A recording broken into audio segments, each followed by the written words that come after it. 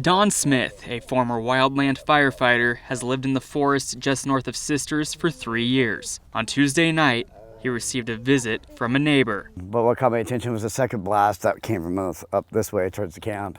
About a minute and a half, maybe 2 minutes later, the owner of the camp came up, knocked on the door, asked what was going on. I didn't know what was going on myself, and then I poked my head out, I saw a wall of fire. Across the dirt road from his camper, the neighboring camp had been swallowed by flames. Told my girlfriend here that I had to call 911, grabbed my fire extinguishers, and brought the guy with me and handed him the phone and started to go towards the fire. And that's when I noticed that the whole place was engulfed. His propane tanks were the central heat of where everything was at. Those fire extinguishers were given to Don by the Sisters Camp Sherman Fire District. The district has been donating fire safety tools, from fire extinguishers to CO2 detectors, to the homeless community all throughout the summer. They were grateful for what we were giving them.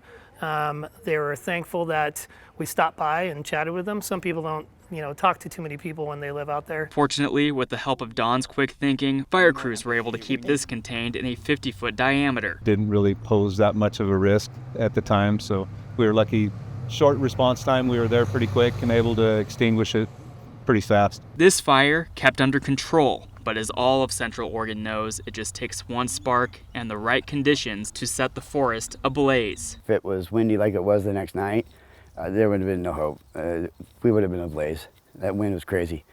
It would have caught everything on fire. It would have been bad. The fire district wants to remind everyone fire season is not yet over and likely won't be until at least mid-October.